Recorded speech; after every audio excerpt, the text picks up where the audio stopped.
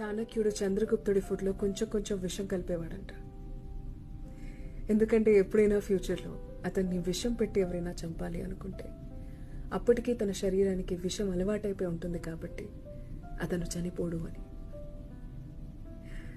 ఇది ఎందుకు చెప్తున్నానంటే, దేవుడు నీ జీవితంలో కొంచెం కొంచెం విషం ప్రతిరోజు ఇస్తూ ఉంటాడు.